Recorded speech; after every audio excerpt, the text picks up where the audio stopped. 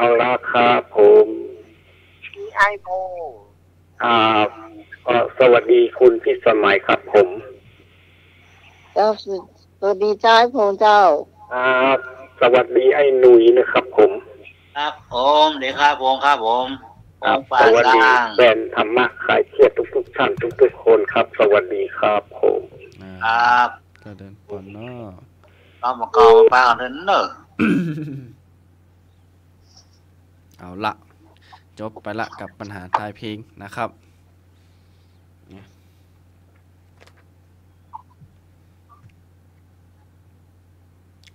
รายการเราก็จะมีเป็นช่วงไปนะเจ้าช่วงแรกก็ปัญหาเพลงช่วงที่สองกับพุทธประวัติธรรมะนะเจ้าแล้วช่วงที่สามจะเป็นการเล่านิทานนะครับช่วงสุดท้ายก็จะเป็นการทำอาหารวันเสาร์วันติดนี่ก็กำมาเก่านะเจ้าเราเชียอะไรโอ้มันเนี่ยเจ้าปิดท้ายกันสับวันนี้เดียวขอสักแป๊บหนึ่งเลยเจ้าเขาก็บอกว่าทีมงานทำไมเกี่ยของเขาเนี่ยจะอยู่ไปถึงไหนเนี่ยเจ้าปีหน้าเนี่ยถ้ากสทชเนี่ยเพิ่นฮื้อจัดแบบออนไลน์นี่ก็คงต้องยุติบทบาทเอาไว้ตรงนี้เนี่ยเจ้าอันนี้บอกคุณผู้ฟังทำใจว่าเหตุก่อนเด้อน้องใหม่นี่บอกเขาถนัดแล้วเจ้าอันนี้จัดตั้งออนไลน์นี่ยอมรับเลยว่าคงต้องถอยนะเจ้าคงต้องเลิกคนอื่นจัดแล้วก็คงต้องสงวนเขาว่าธรรมะคลายเครียดเอาไว้ตัวนะเจ้าเนาะว่าเขาจะเดินมาถึงตรงนี้นี่ก็มันยากขนาดเลยแถมอยากให้ดูเจ้าให้ดูจานสมาร์ทการงานพวกกันหนักตัวนะเจ้าจริงเนี่ยจวนยั้งตั้งแต่ปีแล้วล่ะพูดถึงเพราะว่าจะมาถึงตรงนี้มันจะหัวใจง่ายๆก็อดเอาบอกเนี่ยนะเพื่อกำลังใจมาโดยตลอดเจ้าแล้วเขาก็ดูอาจารย์ตัวยอมภาพเลยต้องควบคุมเสียงจนจบรายการนี่จ้ะรายการอื่นนี่เพิ่นก็ไม่ได้มายุ่งถึงขนาดนี้แต่ว่าอันนี้ประมาณจากปีที่9แล้วเจ้าค่ำกี่เดือนน่ะเกิด9 ปีละอันนี้ต้องขอบคุณพระอาจารย์ที่เมตตารายการนี้มาโดยตลอดนะเจ้าต้องบอกคุณผู้ฟังเอาไว้ก่อนเนาะเพราะว่าเป็นการจัดออนไลน์เนี่ยพระเจ้าคงต้องลารายการนี้ไปนะเจ้าสำหรับช่วงนี้เป็นการทายปัญหาพุทธมากาวนี่เป็นเสาเนาะเจ้าธรรมะได้ต้องธรรมะนี่กะครับตายปัญหาธรรมะไอ้เนาะเจ้าครับนะครับเข้าช่วงต่อไปนะใครมีอย่างก็ครับวันนี้ตายปัญหาธรรมะพี่สามเณรเอานักมีก็อาการตุ๊ปีคนนั้นถามช้อยมาแล้วตังนี่กะงานเนาะเดี๋ยวจะได้โทรครับนั่นเดี๋ยวตุ๊เอาก่อนเลยเนาะนะครับธรรมะนะครับธรรมะคลายเครียดเฮานี่เก่งอยู่ละนะครับธรรมะคนกึศที่จะทำก็ยากนะครับถ้าง่ายไปก็มันบ่สนุกนะครับเอาง่ายๆยากๆพ้องเนาะนะครับข้อที่1นะครับกิเลสที่ปิดกั้นไม่ให้บรรลุความดีตรงกับข้อใดนะครับกิเลสที่ปิดกั้นกิเลสที่ปิดกั้นไม่ให้บรรลุความดีตรงกับข้อใดนะครับข้อ1กิเลสกามนะครับข้อขอไข่มัจฉริยะนะครับข้อคอควายนิวรณ์นะครับงองูอกุศลนะครับฟังแห่งกรรมกิเลสใดที่ปิดกั้นไม่ให้บรรลุความดีตรงกับข้อใดนะครับกอไก่กิเลสกามขอไข่มัจฉ ริยะนะครับมัชชริยะนะครับคอควายนิวรณ์งองูอกุศลนะครับ อันนี้ก็หมายมีคำตอบแล้วใช่ ครับ ครับ เจ้าไม่พรตอบข้อขอบควายนิวรณ์ห้าเจ้า ครับนิวรณ์เนาะมาลัดเนอร์คอควาย ในใจที่จะต้องห้ามพี่พรตอบก็สิ เอาละ ลุงนุย คือมัน กอไก่ก็งง ละลุงนุยกอไก่ก็งกอ่ะ มันตรงกันพอดีอ่ะ ไข่เวยได้นะน้ำใหม่นะ ฮะ ไข่เวยคนนั้นได้นะ ครับ เอาคอควายข้างหน้าเนอะ ขอควายเข้านาเนาะครับ เอา สมมติว่าเอาอีกแล้วกัน ต่อไปนี่พี่พรต้องผ่าน4-5 สายพี่พรค่อยตอบ ตอบเตอะเพื่อเปิ้นเนาะไข่เวยคนนั้นได้น้ำหล่องนะเก่งขนาดนะครับกำเดียวถูกบ่ถูกมาฮู้บาเฉลยเตอร์ น้ำหลองเลยมาละ คือจะได้มาถูกนิวรณ์นะค่ะ นะครับ เอาละมาเนอร์ค่ะจะมาเนอร์วันนี้หันเงียบหน่อยนะครับ ไปตัวลุงนุยพ่อง ลุงนุยกอไก่นะ ครับ แม่สุภาพมันต้องเตือนเนอะจะบอกก่อน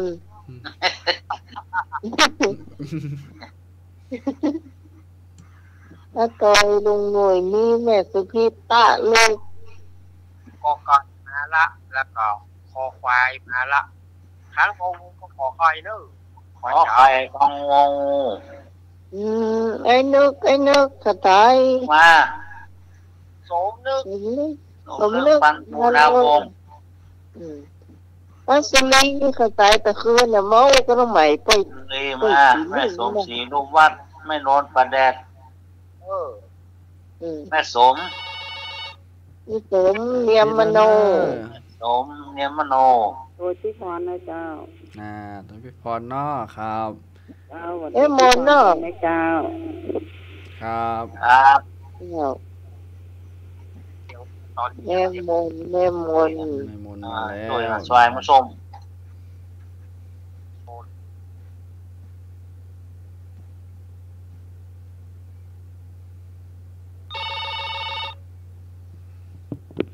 ติดแล้วเนอะ สวัสดีที่ ข้อควายเจ้า คอควายเนาะ แม่อันนี้ค แม่ รับ ยังก็ มนเจ้า เสียงหายไปเนอะแม่ โอ้ตะกี้มันจะไม่มนกะ มาใจน่าจะนี่นะแม่มนนะ อันนี้ไม่มน อันนี้แม่มนเนาะครับ ปูนนะตะกี้นะ ครับ สัญญาณขาดหายเนาะนะครับ มันมาได้ยินมันเตือ เสียงเขาก็ฟังไม่ทราบเนาะว่า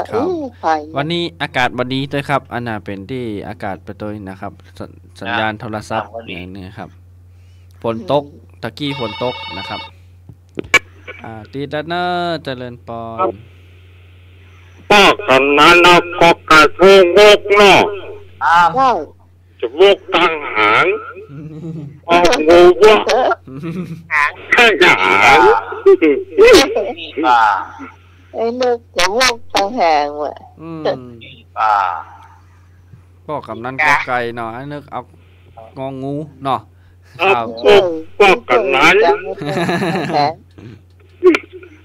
ครับเอาเลดเนอร์มาละ ยังขาดขอใครอยู่เนอะคุณผู้ฟัง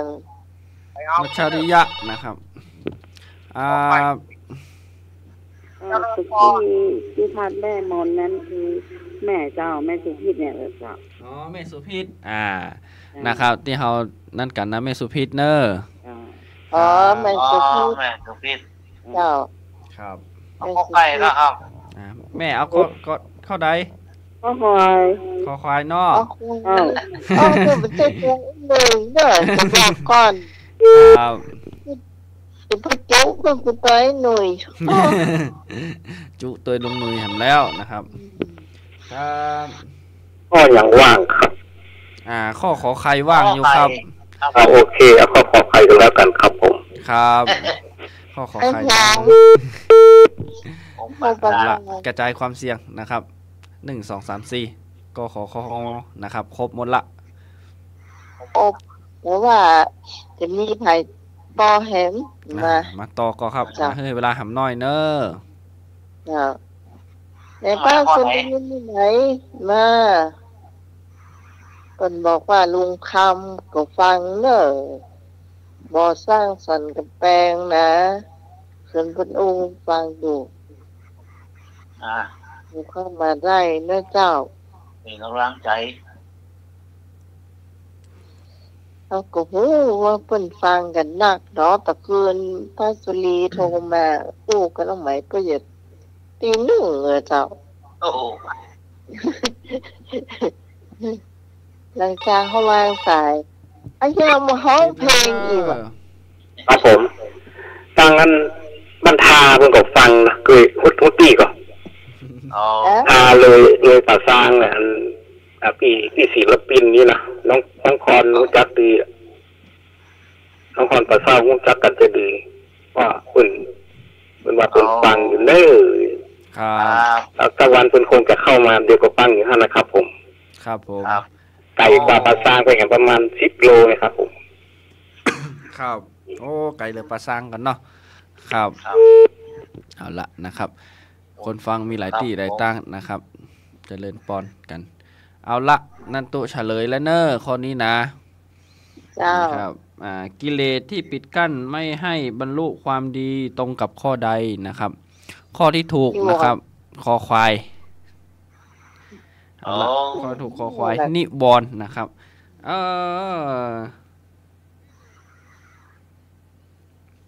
มีข้อเดียวที่ถูก นะครับ ข้อเดียวนะครับ ตาคนเท่า ข้อนะครับ ให้ผมแล้ว ข้อหนึ่งนะครับ อยู่ในบวกคุณเอามากินน้ำดำกินดิน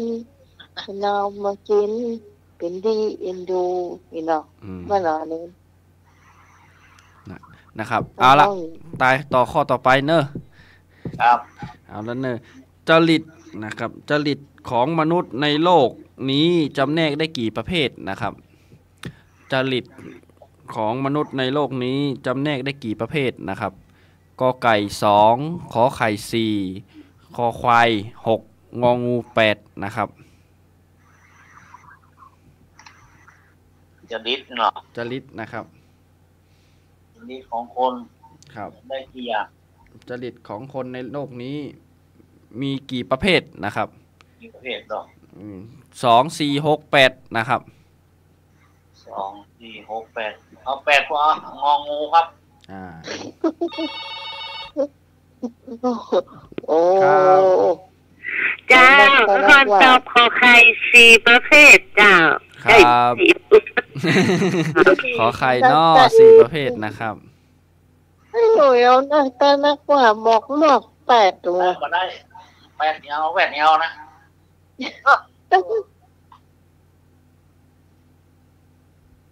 เอาละมาแล้วนะครับ ไหนเอากี่อย่างเลือกเอาหนึ่ง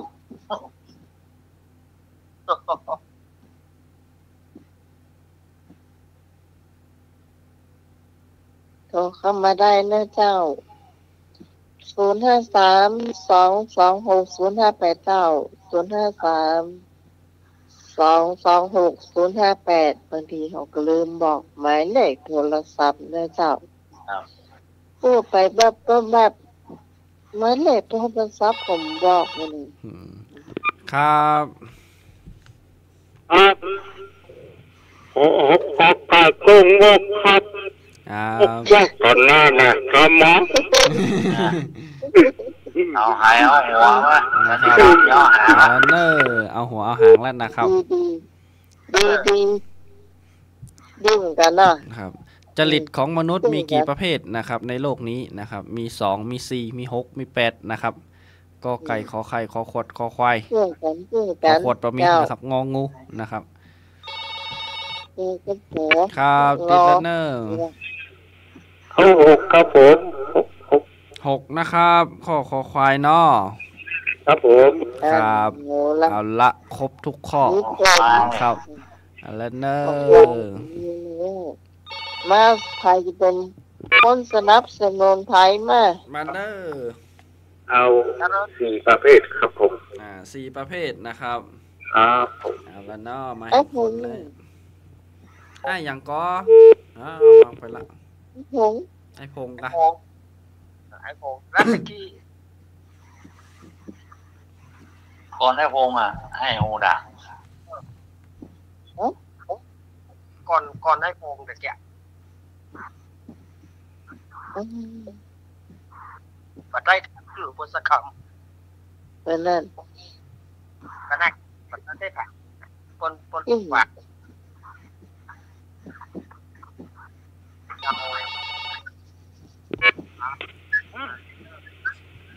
เจ้าเสียงหายเนอ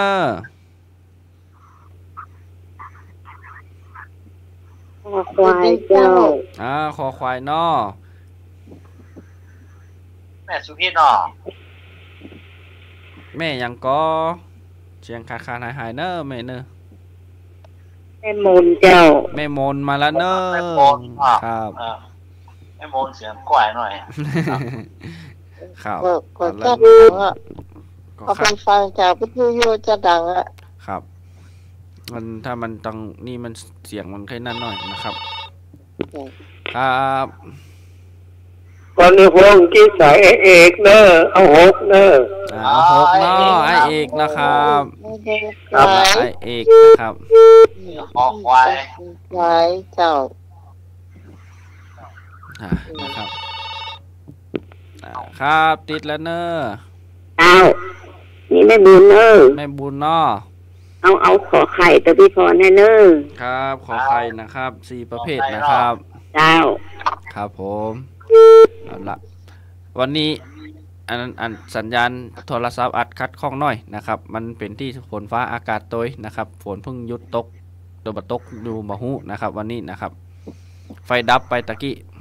สัญญาณก็บ่ค่อยดีนะครับอาจจะสัญญาณขาดหายหน่อยนะครับเสียงอาจจะผิดเพี้ยนเป็นหน่อยนะครับอาจจะถามกันว่านี่แม่ยังอีเนาะพี่จ้าไม่ได้ถามแม่ย้ำแล้วย้ำเพิ่มอาจารย์สมัครเอาละตู้มา2 วันตู้ค่อยจำเสียงจำชื่อแล้วนะถ้ามามันน่าจะจำได้หมดนะครับเอาละเนาะเอาละตู้จะเฉลยแล้วนะเจ้านะครับจริตของมนุษย์ในโลกนี้มีกี่ประเภทนะครับข้อที่ถูกนะครับคอควายมี6ประเภทนะครับ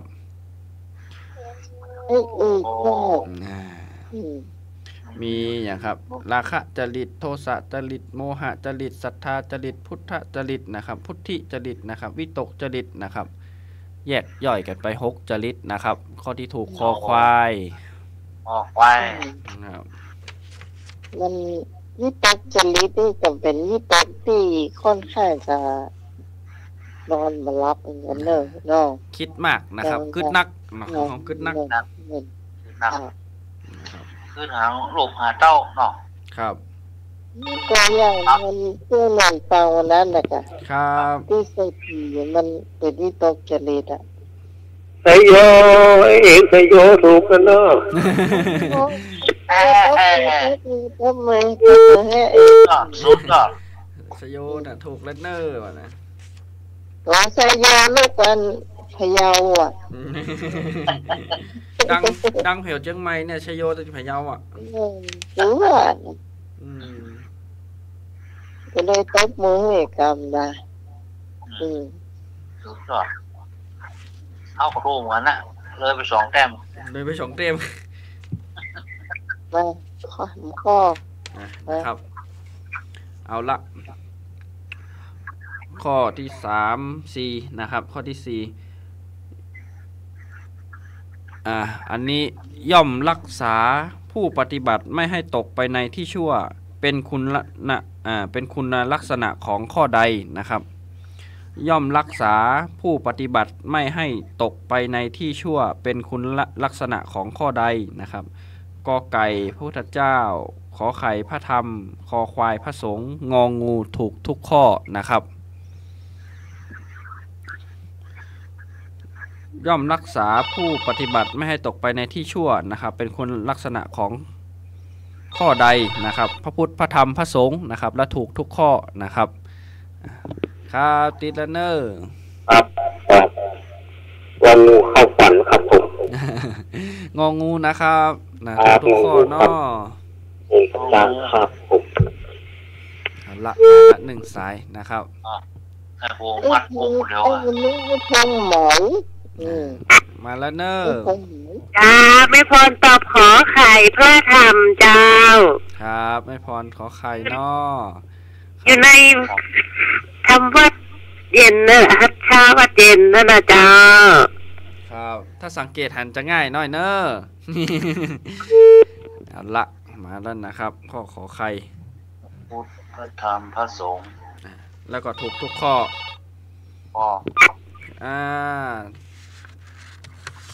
ติดแล้วเนอะทุกข้อเจ้าถูกทุกข้อเนาะ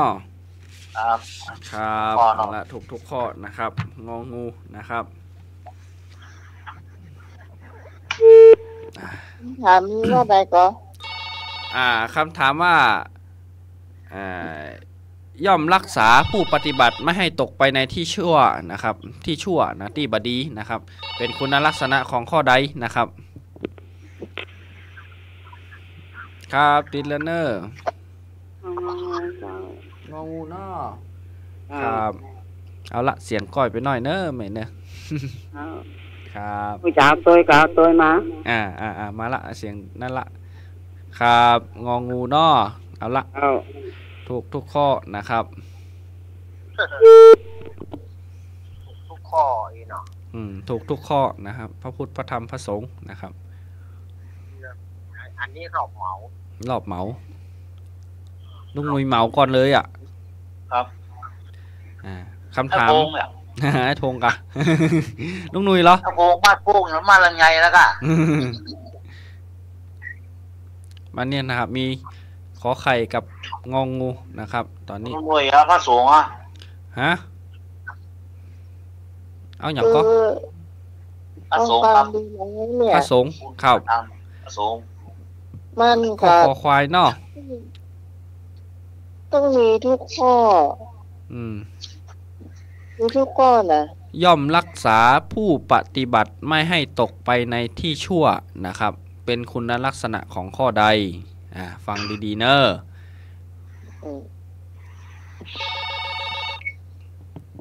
ครับ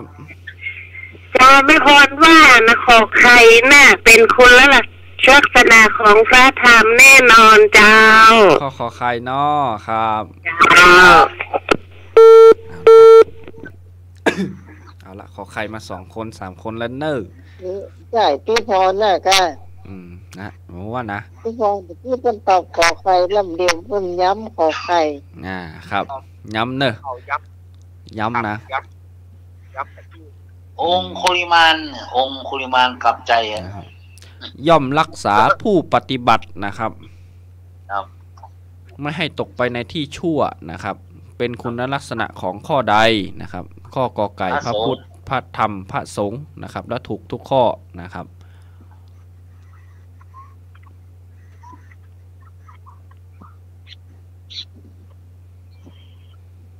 ไม่พูดหรอกไม่พูดข้อใดครับเอาละเป็นพระไตรเนาะไตร3เนาะครับ3ประการ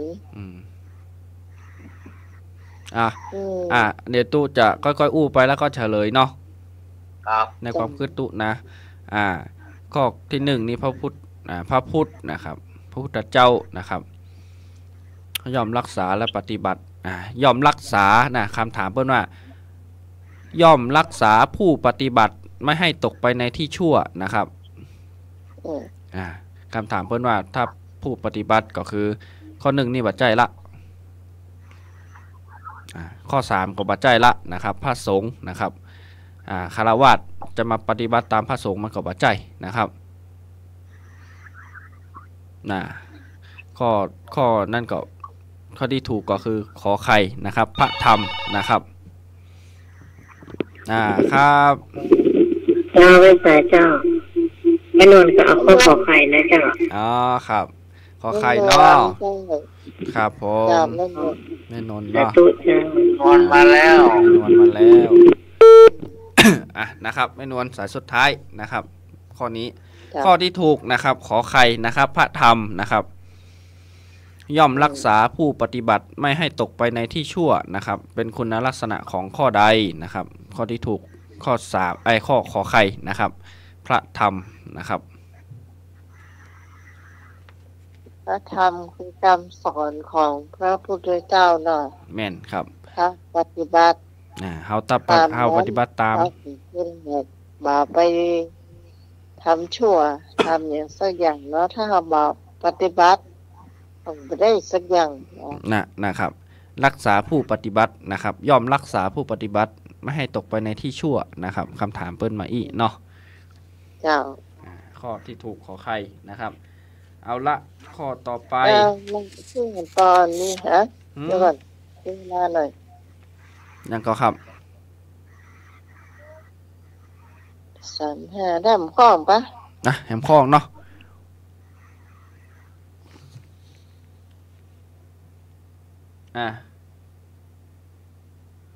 นะครับข้อที่นี่นะครับอามิสบูชาหมายถึงบูชาด้วยอะไรนะครับนี่บาลีหน่อยเนาะอามิสบูชานะครับอามิสบูชาหมายถึงการบูชาด้วยอะไรนะครับกอไก่ดอกไม้ธูปเทียนขอไข่อาหารคอควายสิ่งของที่สมควรงองูถูกทุกข้อนะครับ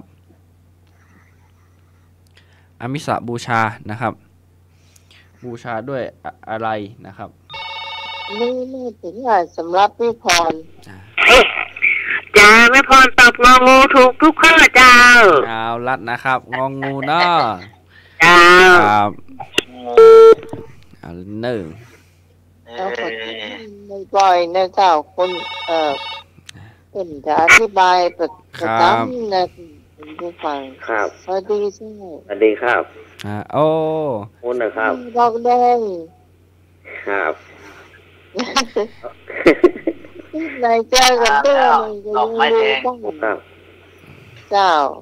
ฟังครับฟังอยู่ครับครับผมอย่างอาจารย์น้อยส่งเสียงเฮือได้หูติดใจฟังอยู่ก็โอเคละเนาะครับท่านตะวันเสียงชัดนะครับครับเจ้าเสียงชัดหน่อยเนาะนะวันนี้ครับผมครับขอบคุณครับครับขอบคุณครับผมเป็นไอ้บ่าวดอกแดงแดงแล้ววัดดอกไม้แดงนะครับอามิสบูชานะครับหมายถึงบูชาด้วยอะไรนะครับติดแล้วเนอะงองูเจ้าเอางองูเนาะแม่มนจ้ะแม่มนนะครับครับแม่มนมาแล้วถูกทุกข้อนะครับกอไก่นะครับบูชาด้วยดอกไม้ธูปเทียนเนาะครับขอไข่อาหารนะครับคอควายสิ่งที่สมควรนะครับงงถูกทุกข้อนะครับเจริญปอนเจ้าเอาตังไม่เข็มกันลาดหลวงนะเนาะไม่เข็มกันลาดหลวงว่ะครับนั่นเนาะครับกันลาดหลวงมาด้วยกันละตานกล้วยด้วยกันละข้อสุดท้ายลุงหนุ่ยขอใครอ๋อลุงหนุ่ยมาตานตัวเพื่อนกะครับเราชมพ่อตายน่ะนะคร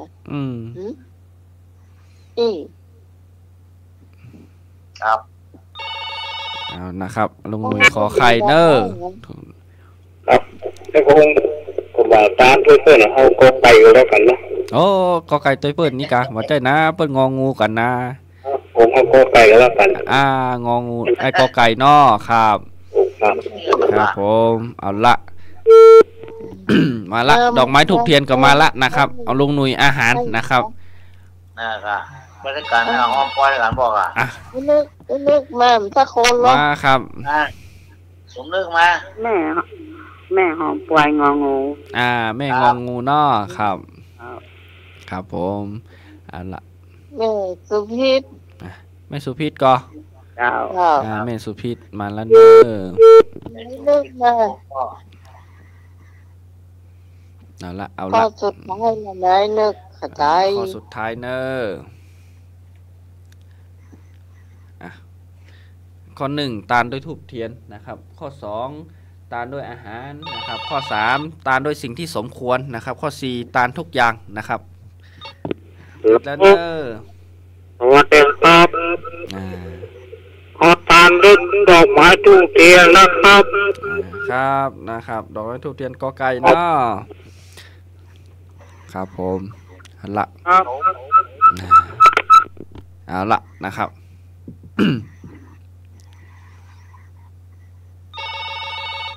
มีแหมอยู่เจ้ามีแหมอยู่ครับผม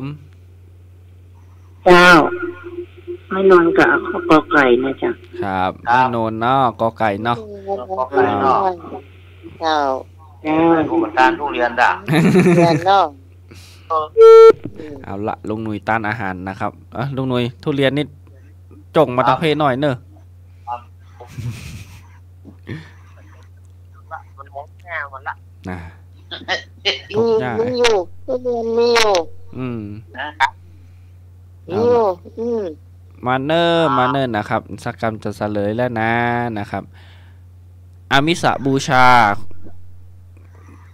าด้วยอะไรนะครับอามิสบูชาด้วยอะไรนะครับ1บูชาด้วยธูปเทียนบูชาด้วยอาหารนะครับแล้วก็บูชาด้วยสิ่งที่สมควรนะครับแล้วก็ถูกทุกข้อนะครับครับเจ้าไม่นอนเปลี่ยนดีกว่าพี่พรดีกว่านะครับพี่พรเนาะไม่นอนเปลี่ยนเพราะว่ามันมีกะตัวเนาะครับงองูนะครับมาละง่ายสมโนครัวก็ไม่ได้นี่ไม่นอนย้ายกันมาแล้วแต่เราทำไมมันป้องใจนะวะถวายด้วยดอกไม้ทูบเทียนนี่ผิวพรรณจะสวยงามอีกะแม่นใช่ดอกไม้ทูบเทียนข้าวปลาอาหารนี่จะบ่อดอยากอีเนาะครับลุงหนุ่ยอันข้อ3นี่สิ่งที่สมควรถวายนะครับสิ่งที่สมควรถวายแล้วข้ององูที่ถวายได้ทุกอย่างนะครับทุกข้อนะครับมีอยู่เนอะเอาข้อ1เนอะบูชาดอกไม้ทูบเทียนครับบูชาด้วยดอกไม้ทูบเทียนนะครับไอเอกครับผมไอเอกมาแล้วเนอะนะครับเอาละเนาะเฉลยแล้วเนาะเจ้าละนะครับนี่ก็4:40 นาทีนะครับจ้าข้อที่ถูกนะครับอามิสบูชาด้วยอะไรนะครับข้อที่ถูกงองูถูกทุกข้อนะครับบูชาด้วยธูปเทียนก็ได้อาหารก็ได้สิ่งที่สมควรที่จะบูชาถวายนะครับนี่นะครับข้อที่ถูกได้หมด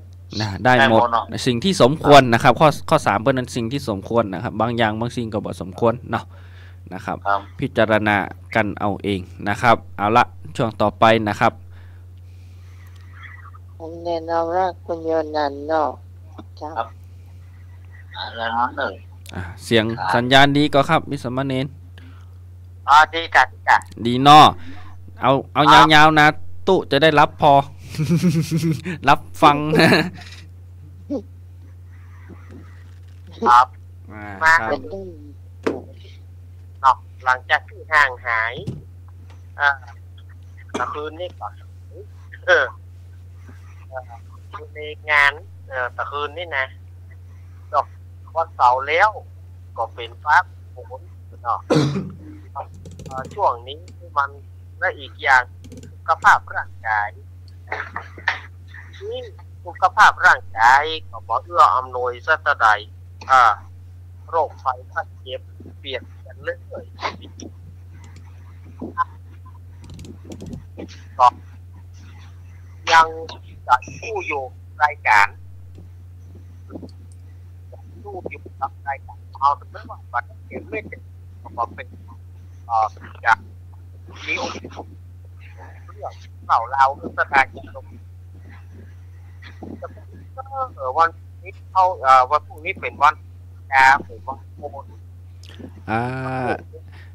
อีสามเณรเนอเปิดพัดลมจอก็พัดลมมันพัดหายกะมาได้เปิดครับเสียงขาดหายหน่อยเนาะมาได้ครับมาได้เปิดพัดนี่ก็วันพุธนี่ก็เป็นวันห่อวันแดงอย่าไปลืมนะนี่นะลูกเจ้ามาก็ฝ่ายจะพ่อเข้าโนมยังไปตานวัดตานวาเนาะก็จะไปลืมเนอวันที่13 สิงหาคมตรงกับวันอาทิตย์ก็เชิญชวนคณะสัตยาญาติโยมไปร่วมถวายเตียน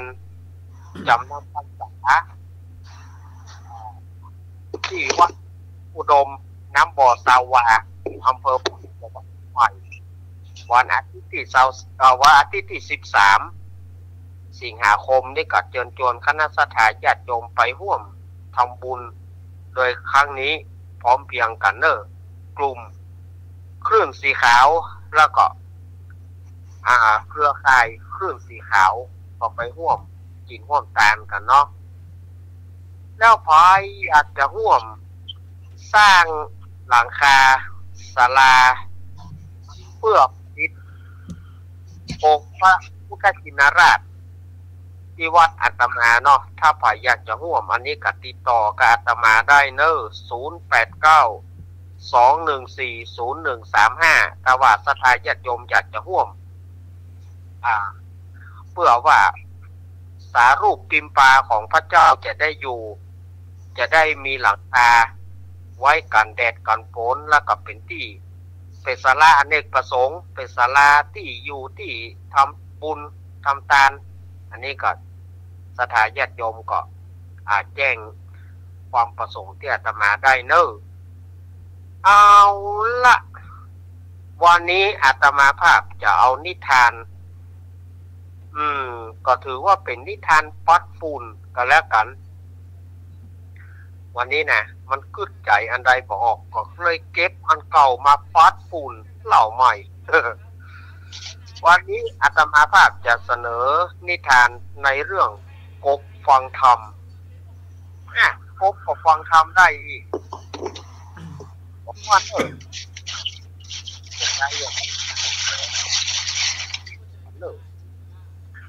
เรื่องกบฟังธรรมนี้ก็มีเหล่าเมื่อมาละในสมัยนั้นนอโพธิสัตว์เจ้าหรือว่าองค์สมเด็จพระสัมมาสัมพุทธเจ้าของเราเนี่ยเปิดยังสร้างบุญญาบารมีคือสร้างโพธิสมภารเพื่อเรียกว่าหนอโพธิสัตว์ยามนั้นมีพี่น้องด้วยกันอยู่ประมาณ 3-4 พี่น้องเป็นละอ่อนเลี้ยงควายแต่พี่น้องที่เป็นละอ่อนเลี้ยงควายในยุคนั้นในสมัยนั้นทีนี้ผู้เป็นไอ้เก้าเนี่ยได้ถามน้องล่าได้ถามน้องคนสุดท้องว่าน้องในอนาคตเนี่ย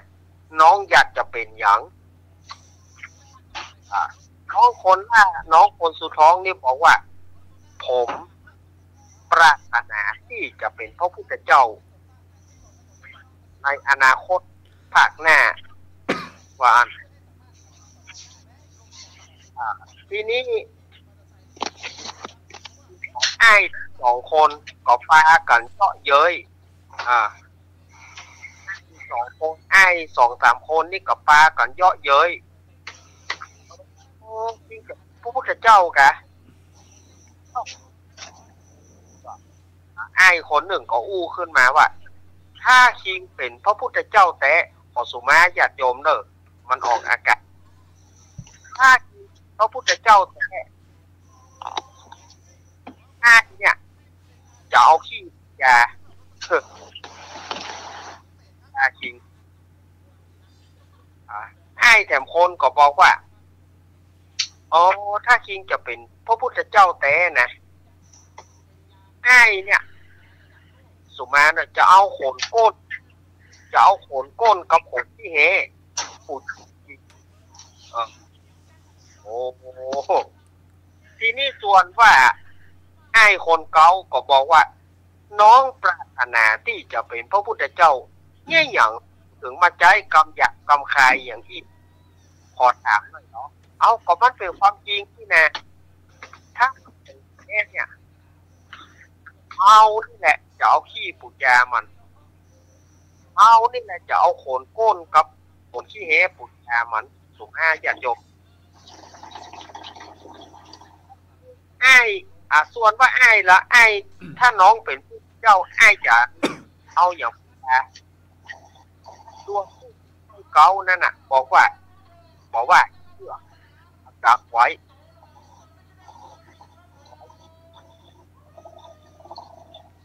พอมาถึงยุคของพระพุทธเจ้าโคตมะโคดมของเราได้เป็นพระพุทธเจ้าแต่ผู้ที่เป็นไอ้ที่ว่าจะเอาขี้ปุจจานั้นก็ได้ไปเกิดเป็นผึ้งสถาญาติโยมได้ไปเกิดเป็นผึ้งก็ได้เอาผึ้งปุจจาเอาตามเป็นเตียนเอาเป็นเตียนเป็นอย่างเป็นย่อยอย่างที่แต่มาเขาว่าขี้ปุจจานี่มันที่แรกเขาฟังว่าอยากคลายน้องสถาญาติโยมแต่เอาก็ได้ใจมันนั่นนะเพราะว่ามันไปเกิดผึ้งปัจจาตามปุจจาพุทธเจ้าส่วนแคมโพนหนึ่งที่ว่าจะเอาขนก้นกับขนนี่เอาปุจจาก็เลยเกิดเป็นนกยุงสถาน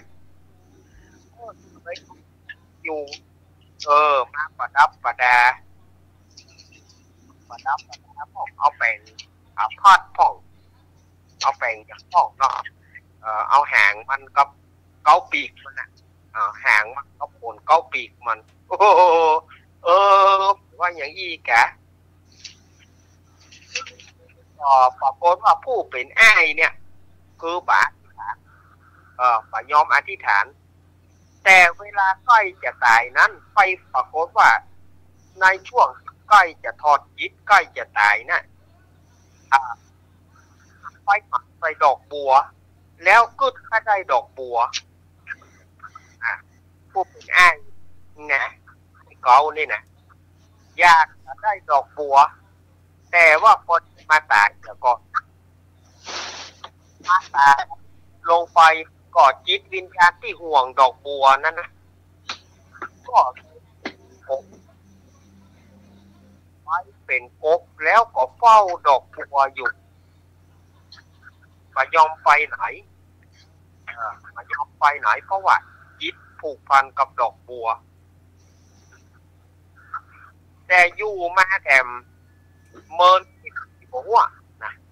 พบตัวนี้ก็มาขึ้นใจเอาดูมาเป็นเฝ้าดอกบัวก็บ่มีประโยชน์อันฉะนั้นเอาควรสี่ปลีกเวกไปเสาะหาฟังอย่างสนุกดีกว่าหรอไปฟังอย่างที่มันฟังอย่างที่มันพิสดารหน่อยอีกเนาะว่าอันพบได้ไปถ้ำแห่งหนึ่งแต่ว่าอาตมาก็บอกว่าไปที่ถ้ำไหนในครั้งนั้นพระพุทธเจ้าและก็พระสาวก500 รูป100 องค์ไปสวดมนต์เพิ่นไปสวดมนต์เพิ่นไปเทศน์เพิ่นไปสวดมนต์ที่ถ้ำแห่งนั้นกบนี่ก็เกิดไปได้ยินเขาใส่หนาวไปได้ยินเขาใส่ตู้เจ้าเพิ่นสวดมนต์ อาเสวนาจะพาลานังวันทิตานังจะเสวนาปุจจะปุจเนยนังเอตามังการมุตตมังสวดอย่างมาว่าเนาะตุเจ้าเปิดสวดกันกบนี่ก็ว่าหมู่นี่มันฟังเสียงแล้วมันม่วนไปยืนฟังอยู่พอถึงแรงหนึ่งมันก็ไปแต่ก็จากดอกบัวไปแต่มายืนฟังตุเจ้าสวดตุเจ้าสมัยพุทธกาลนี่พระสงฆ์องค์เจ้าในสมัยนั้นคงจะมีเสียงไพเราะเนาะทำให้กบตัวเนี้ยฟังอยู่ด้วยอันสงบในอาการสงบยืนฟังอยู่นะฟังจนตู้เจ้าสวดแล้วก็จึงวิ่งมาหากอบัวที่ตัวอาศัยอยู่ก็เป็นอย่างเงี้ยตึงวันมีอยู่วันหนึ่งอันนี้นายพรานกบนายพรานกบก็ถือเอาเล็กแหลมหรือว่าเพื่อนฮ้องว่าฉมวกเนาะภาษาภาคกลางฮ้องว่าฉมวกภาษาบ้านเราเขาว่าเล็กแหลมสำหรับเอาไว้กบเอาไว้กว้างนี่แหละนายพรานคนนี้กับพอดีว่าจะไปหากบในนาขณะที่กึศใจว่าจะไปหากบนั่นน่ะก็เกิดไปได้ยินเสียงพระพุทธเจ้าแล้วก็พระสงฆ์สาวกทั้งหลาย500 รูปเปิ้นรับสวดมนต์โดยมีกบยืนฟังอยู่นายคนนี้ก็เกิดความเลื่อมใสฟังแล้วม่วนฟังแล้วเพราะหูฟังแล้วม่วนหูก็เลยไปยืนฟังพ่องพอยืนฟังด้านก็เกิดเคลิ้มตามธรรมเคลิ้มตามสวดมนต์กบตัวนี้ก็เคลิ้มกันนั้นก็ใจคนเนี้ยนายพรานกบเนี่ยก็ตั้งใจไหว้แต่พอที่ยกมือขึ้นพนมนั่นน่ะไอ้เล็กแหลกหรือว่าฉมวกเนี่ยก็ตกลงเมื่อตกลงก็ไปตกใส่หลังกบยืนฟังนะตาญาติโยมเลยกบนั่นก็ตายด้วยบ่รู้ตัวไว้เมื่อตายไปก็ได้เอาจิตวิญญาณนั้นไปเป็นเทพพบุตรไปเป็นเทพบุตรหรือว่าเป็นเทพพบุตรมีนางฟ้าบริวารหมื่นเป็นบริวารทีนี้ก็อยากจะมาเฝ้าพระพุทธเจ้าก็เพิ่นฮ้องว่าขี่ราชรถลงมาพระพุทธเจ้าถามว่าดูก่อนพระบุตรท่านทำบุญอย่างถึงมีราชงามแล้วมีฟ้านักวันถึง10,000เป็นบริวารกบตัวนี้ก็บอกว่าเดิมทีนั่นน่ะข้าพระองค์ว่าได้ทำบุญอย่างแต่ว่ามาฟังธรรมของพระองค์แล้วเนี่ยข้าพระองค์ก็บอกเพราะว่าข้าพระองค์เป็นสัตว์เดรัจฉานข้าพระองค์ก็ยืนฟังด้วยอาการสงบแต่นั้นเนี่ยก็มีนายพรานเอาฉมวกเอาเล็กแหลมมาตกเข้าใจหลังของข้าพุทธเจ้าก็เลยตายไปข้าพเจ้าก็เลยเกิดมาเป็นเทพอย่างที่พระองค์ทอดพระเนตรพระเจ้าค่ะส่วนว่าอาโคบมันไปรู้ว่าตัวเก่าเอาเล็กแหลมเขาไปหลังโคบก็สะดุ้งฟังธรรมเขาจะได้บุญก่อนนี่เอามาฟังธรรมแล้วก็เขียนเล็กแหลมว่าฉมวกเอาไปตกใส่หลังโคบตายไปพระพุทธเจ้าก็ว่ามันอยู่ที่เจตนา ถ้าเธอเจตนาจะฆ่าเขาอันเนี้ยเธอก็บ่ได้บุญอันใดแต่นี่เธอก็บ่ได้เจตนาแต่ว่าเธอก็ได้ฆ่าเขาแล้วเขาก็ปล้นเธอเนี่ยมันได้สร้างร่วมกันแต่ตอนนี้เขาก็ปล้นแล้วอันนี้แหละศรัทธาญาติโยมคือเรื่องราวของอกฟังธรรมมันบอกหูแต่มันชอบฟังมันบอกหูมันชอบฟังนายจะใกล้เข้าภาษาแล้วเนอะศรัทธาญาติโยมใกล้เข้าภาษาแล้วก็ปากันไปฟังธรรมฟังเทศน์ฟังธรรมกันตลอด3 เดือนนะ3 เดือนเขาฟังธรรมก็90 วัน12 วันพระ12 วันศีล13 วันพระ13 วันศีลศรัทธาญาติโยมถ้าเอาเป็นวันก็13 วันที่เขาได้ไปฟังธรรมกันศรัทธาญาติโยมก็อย่าไปลืมเน้อใกล้เข้าพรรษามาละเข้าพรรษาชำระสะอาดชำระร่างกายจิตใจให้งดงามภัยจะลดละเลิกอบายมุขต่างๆก็ขออนุโมทนาบุญตัววันพรุ่งนี้วันห่อวันดาแล้วขอศรัทธาญาติโยมตั้งจิตตั้งใจเกียมกันไว้เนอะวันพรุ่งนี้ฝ่ายจะห่อขนมอะไรอย่างฝ่ายจะแปลงห่อนึ่งฝ่ายจะแปลงห่อนึ่งวันพรุ่งนี้ก็วันห่อวันดาแล้วเนอะศรัทธาญาติโยมอาตมาภาพขออวยพรเนอะศรัทธาญาติโยมทำบุญใดก็ขอให้ได้บุญนั้นสมความปรารถนาของญาติโยมเนอะสำหรับอาตมาภาพก็คงจะหยุดไว้ตั้งอีก่อนเพราะว่าวันพรุ่งนี้อาตมาภาพก็มีงานที่วัดอยู่เนาะงานหล่อเตียนกันยังต้องศรัทธาญาติโยมก็จะเริ่มมาทำบุญตามขันเข้านะเตียนของจะมาทางวัดก็มีการหล่อเตียนเพื่อจะเอาไว้เป็นพุทธบูชาครับวัดเนาะขอขอบคุณท่านอาจารย์วิศวัตรวรกิจโย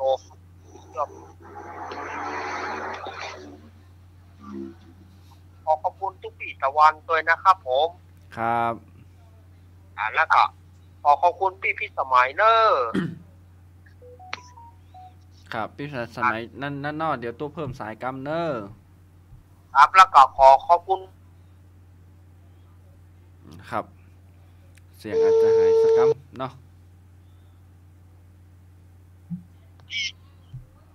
มาแล้วตะกี้กดเสียงหายนะครับ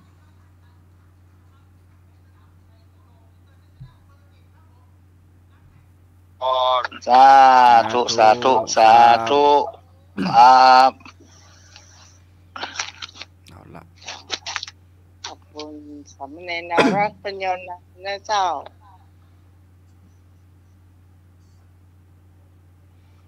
ครับใจเกินร้อย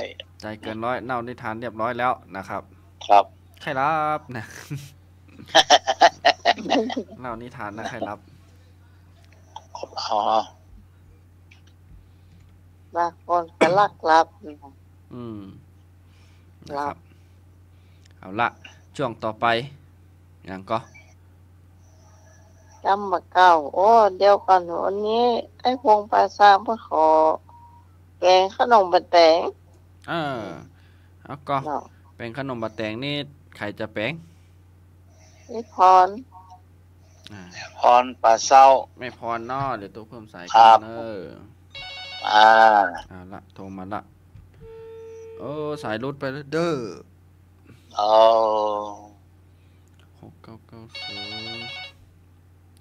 6990เย็นขนมติดแล้วเนอะครับผมเนอะครับพอพี่พรได้บอกคุณที่สมัยเคยเป็นอย่างครับโทรไปถามGoogle แล้วก็ TikTok Google กับ TikTok เนาะถาม TikTok ว่า Google เป็นอย่างครับทำรายการอื่นครับครับแต่เป็นพี่ ปิดตะวันเจ้าครับแม่พรมาละมาเป็นอย่างเนาะ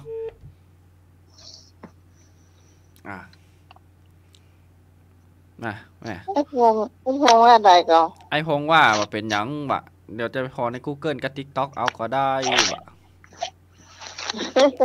ได้เป่งมาก่อนแม่พรจะได้เจ้าเนาะนะเจ้าครับนะครับเอาให้หน่อยกันเนาะเอาให้หน่อยกันไหนๆก็เตรียมมาแล้วเนาะเป็นขนมลูกครับเนอร์เป็นเตรียมมาละแต่ว่าบอกแม่พรไว้ละนะครับเพิ่นเตรียมมาละเอาก็เผยสูตรให้หน่อยนะครับเอาละ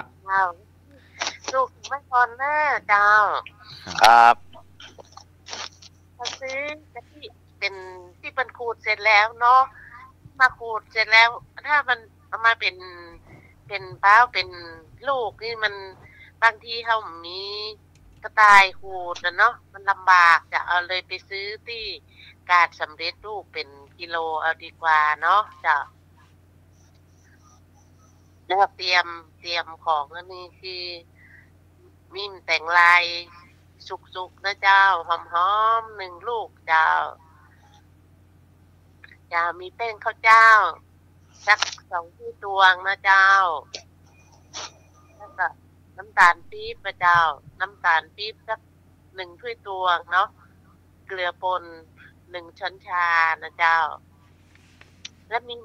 มะพร้าวเนาะมะพร้าวที่เรากินน้ำไปแล้วเนาะมันอ่อนพอดีเนาะนุ่มลำไยนะเจ้าเขาก็เอาน้ำมันกินเหี้ยแล้วก็เอาพาเอาเนื้อนะเอาอันอย่างก็ขูดจะเอาที่ขูดฝอยเนาะขูดฝอยขูดแล้วใส่ชูขูดเอาจนหมดลูกเนาะแล้วใส่ถ้วยไว้นะเจ้าวิธีทำตั้งกระทะนะเจ้าตั้งกระทะใส่กะทิที่เราคั้นทำต้องแยกหัวแยกหางนะเจ้าเอาประมาณ30 ชามหรือ4 ถ้วยตวงนะเจ้าเอาใส่กระทะเลยนะเจ้าแล้วแป้งข้าวเจ้า2 ถ้วยตวงเจ้าเอาละลายที่กะทิเจ้าแล้วแต่งลายข้าวขูดแล้วก็เนื้อมันเจ้าเอาที่มันละเอียดเลยนะเจ้ามันเป็นก้อนเนาะถ้ายีประมาณสัก1 ถ้วยตวงนะเจ้าเอาผสมกันลงไปนะเอาคนที่เข้ากันนะเจ้าคนที่เข้ากันดีแล้วก็น้ำตาลลงไปเลยนะเจ้า1 ถ้วยตวงน้ำตาลปี๊บละลายเข้าไปผสมเตือนหมดเลยทำต้องเปิดไฟเตือนนะเจ้าผสมมันพอน้ำตาลละลายทุกอย่างเป็นเนื้อเดียวกันเขาก็เริ่มเปิดไฟจ้ะเปิดไฟแล้วก็เอาไม้พายน่ะวนไปเรื่อยๆเจ้าสักประมาณสัก10 นาทีมันก็จะเริ่มข้นขึ้นนะเจ้าเป็นเนื้อเดียวกันแล้วนะข้นขึ้นไปกวนเอาไปกวนพอที่มันเป็นเนื้อเดียวข้นพอดีเนาะเขาก็ปิดไฟเลยเจ้าแล้วเราเตรียมตองหรือว่าใบเตยอย่างก็ได้เจ้าเตรียมตองก็เจ้าตัดเหมือนกับเป็นเราห่อขนมสอดไส้นะเจ้าเราก็ตักเอาเนื้อขนมที่เราขูดเนาะเอาตองใส่ในตองแล้วเราก็โรยด้วยมะพร้าวขูดนะเจ้าที่เราขูดเสร็จแล้วก็ห่อกลัดเข็มกลัดนี่เรียบร้อยเอาไปนึ่งเรียงในซึ้งนึ่งนะเจ้าห่อไปจนเรื่อยๆจนหมดแป้งที่เรากวนนั่นเนาะเรานึ่งประมาณสัก15 นาทีหรือ20 นาทีหรือ15 นาทีก็ได้จะนึ่งไปจนตองมันจะเหลืองหน่อยเนาะเราก็ปิดไฟอันก็ได้กินแล้วจ้ะรอให้เย็นหน่อยเนาะเราก็เอามาออกมากินได้แล้วเหลือไปไว้เขาเรียงใส่ถาดพวกนี้ค่ะก็เอาไปวัดได้เลยเจ้าเดี๋ยวอีกก็จัดลำละเจ้าจุดนี้รับรองอร่อยนะเจ้า พี่พรมันบางคนนี่เป็นกะเอาเทใส่ถาดเนาะเราหนึ่งเนาะเจ้าบางคนก็เทใส่ถาดและอันนึงนี่ก็บางคนนี่ก็เอาทำอย่างกระทงอ่ะแล้วปก็ใส่หั่นเนาะเอาไปนึ่งเอาวางเป็นที่ซึ้งเอาไปนึ่งแล้วออกมาโรยเปล่าเนาะเปล่าเนี่ยได้ก็ล้ำหมดละขนมปังเนี่ยจ้ะมันหอมแตงลายแต่มันพี่หอนทางบ้านน้องขอสักนักเจ้ายิ่งจะดีไม่ครัวนะโอ้โหตูนมาแตงลายกันแล้วกันจิ้มสองพวกเลยค่ะจ้ะได้เลยเจ้าไอ้หนูกินได้สบายมากแล้วเอาพ่อไอ้หนูอ่ะไอ้หนูบอกป้องสองพวกนะพวกบอดลุงเลยนั่นละมันคนโทรเนาะเฮ็ดแล้วเนอะครับผมแม่บ้านวรจิวของพี่พรนี่ว่าจดไว้หมดแล้วเนี่ยครับ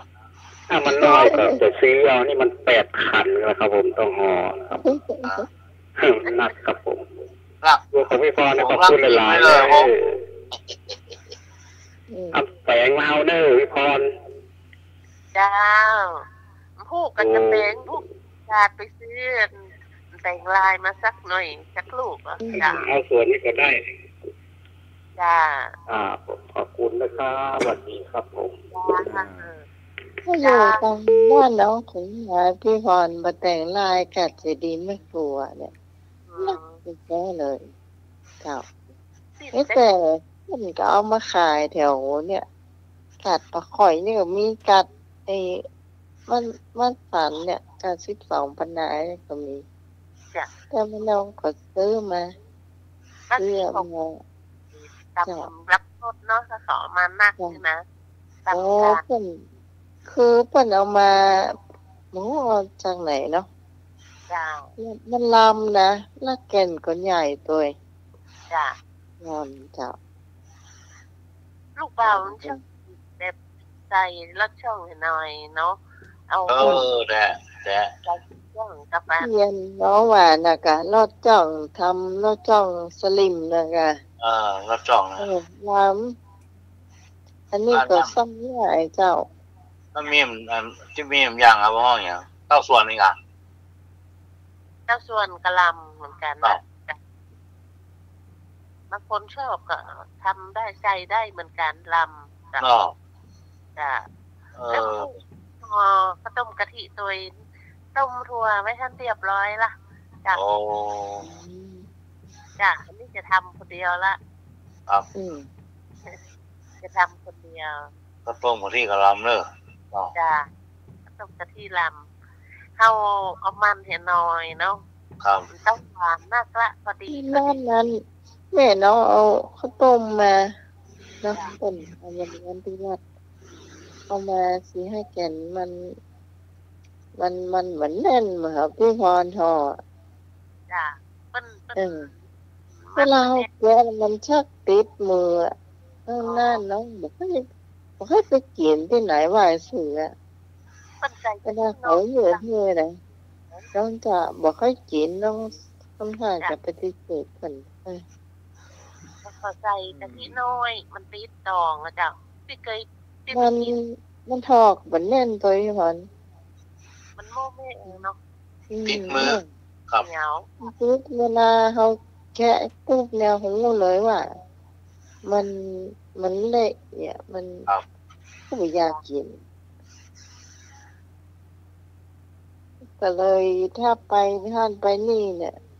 บางทีเนี่ยปฏิเสธเลยนะว่าข้าวต้มกะทินะมาเอาไว้ก่อนตอนนั้นที่เขามาเป็นโรงทานวันที่ปิดวันหลวงพ่อท่านเจ้าคุณเนาะมูประสางเพื่อมาเป็นโรงทานอะมาเอาก็ไปเอาไปได้เอาไปจิ้มพอเนี่ยไปจิ้มพอมากะทิตองแสดงว่าเขาใส่กะทิหน่อยเจ้าเยี่ยมมากกะทิหน่อยมันตีตองอะเจ้ามันร่อนเจ้ามันว่าร่อนมันเขาใส่กะทิน้อยเดียวเจ้า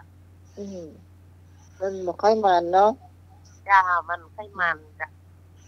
แล้วบางพวกนี้จะใส่กะทิพออย่างพี่พรนี่มันแน่นเหรอแน่นตัวแล้วบ่ติดต่องตัวหรอจ้าบัดนี้จ้าจ้าโอ้เนี่ยค่ะตะบามซืนเตียนผ้าป่าเนี่ยน้องก็ได้กินหอยพรเนี่ยจ้า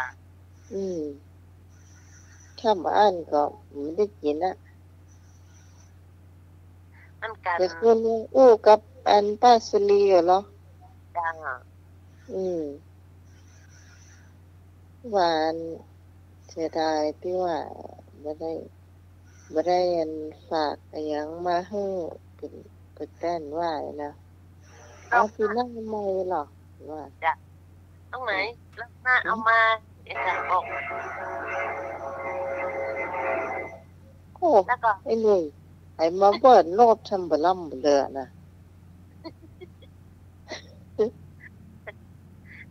คำว่าชาบูหน้ากาลูกมือชาบูละจ้าจ้าด้านน้องไหมถ้าป้าสุรีโทรมานะบอกฝากถามว่าแป้งปอเปี๊ยะเนี่ยมันอยู่ที่ไหนพี่เคยพอที่ยันแม่โคนี่มันหันมีเจ้าพอไหนกับหันมีหายากทั้งเทะปอเปี๊ยะกะยาวแป้งปอเปี๊ยะน่ะเขาเพิ่งทำเองอย่าทำเองใจพักเพื่อใจพักเหมือนตรงนั้นเลยที่ห่อมันกะที่ห่อมันจ้าที่ห่อมันหรอมันอ่ะเหม็นแล้วใช่ว่าเหม็นเลยที่ห่อมันน่ะค่ะจ้าแล้วน้องใหม่น้องใหม่ถามกับนักเพื่อนฝากถาม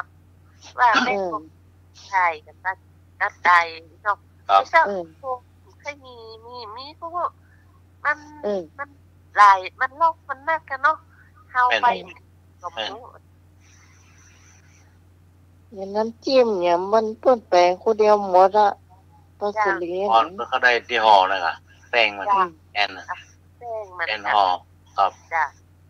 เราปลาสุรีดำเปียกปอเปียกปลาสุรีจะดำจ้ะเนาะลำนะเนาะรุ่นเส้นเนี้ยจ้ะ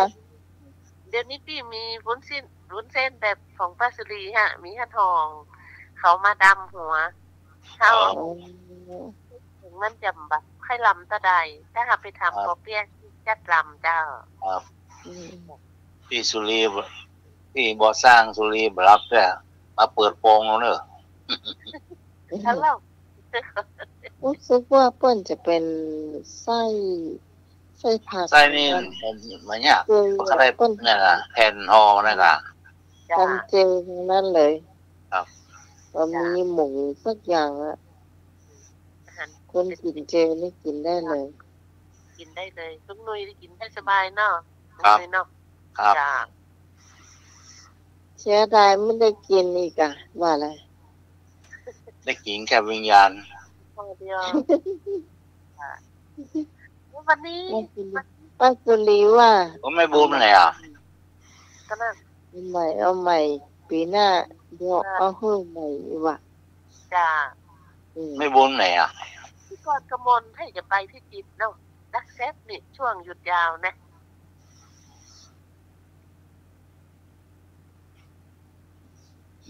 อันนี้ต้องถามว่าหน่วยเถอะเพราะเปิ้นไม่ได้โทรมารายงานน้องใหม่เจ้าไอ้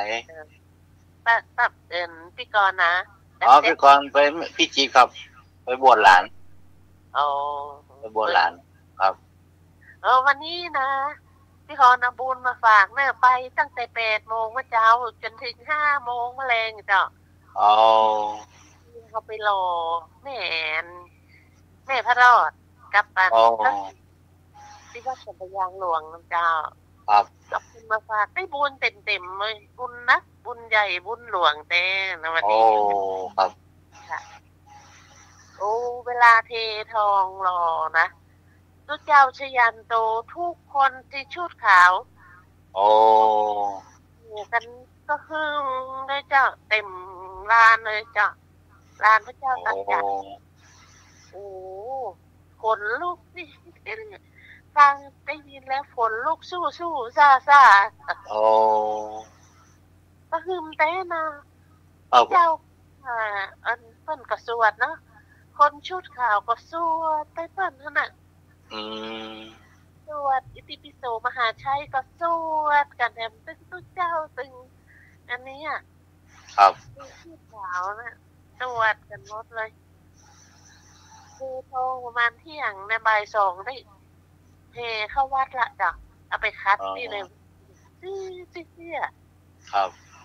แมลงนี่ประกอบสมโพธิเปิ้นจุกวนเข้าติดกันเข้ากระยาที่จะมาคำนี่นะเที่ยงคืนเนี่ยจ้ะเปิ้นควรละจ้ะอันนี้กรรมเก่าคำว่านักแก่พ่อง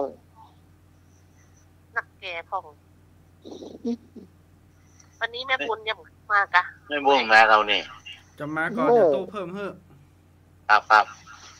กำเนอร์แล้วก็เสียงอาจจะหายไปกำนักแก่พ่องโอ้พ่อล่ำเส้นแรกอ่ะ5997จ้านั่นแหละว่า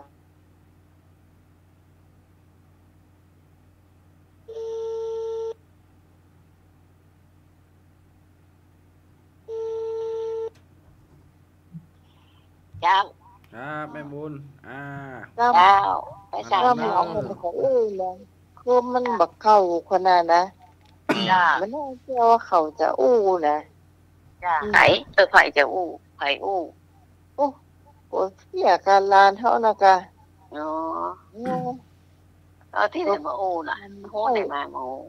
จำไม่ได้ว่าอันกรรมที่แต่เจ้าเนี่ยรู้ว่าใดนะเอายังเหมือนนึกถึงเลยเนาะนึกบ่ถึงอ่ะคือมันไปเอาที่ไหนมา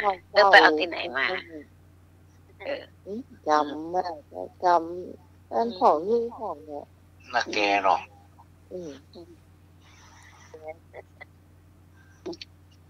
ก็ไม่ได้ก็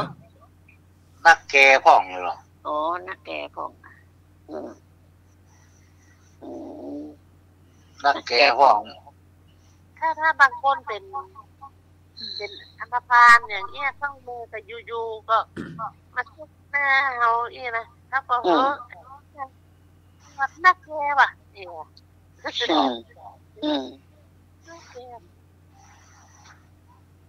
ถ้าสมมุติว่าไอ้หน่วยเป็นนั่นเป็นนักเลงอันธพาลเนาะคอยบอกลูกเขาว่าจะไปใกล้มันเนอะเดี๋ยวตู่จานเจ็บตัวอย่างกับปันนาบ้านนี่มันนักแก่พ่องเนยแสดงว่ามันหายเนาะจบหาเรื่องเนี่ยจ้ะอย่างมันถูกหูมันนะระวังดีเนอะ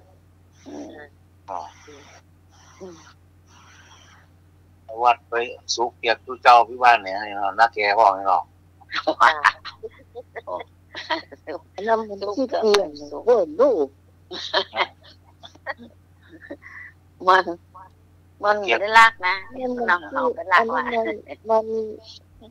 มันใจไปลึกล้างอันนั้นนะมัดไปเปลี่ยนเกียรติเจ้าอย่างเดือดร้อนเนาะของมันเก่าแล้วมันเก่าเปิดใหม่เนาะเจ้าเรียบร้อยมาโอ้ยังเกียร์เขารุ่นใหม่เกียร์ฟังนี่เหรอเป็นหูมันกะนี่มันเป็นเรื่องจริงเนี่ยเจ้าเป็นมหาวิษณุแต่จะขายจะฟ้องน้ำเนาะจะเป็นเกิดไหนเกิดหนังว่าคนเตี้ยไปก่อยคนที่ไปเตียนมันเป็นเกือกฟองน้ำกะเกี่ยวน้ำมาเกี่ยวฟางมามันเอามีคนเอาเกือกดีๆของเพื่อนไปตามโอ้ยก็จะใส่ านให้จะจ้องนั่นน่ะทุกเจ้าทอลูกเจ็บตุกหน้าแก่พ่องนี่เนาะมันหน้าแก่พ่องวะ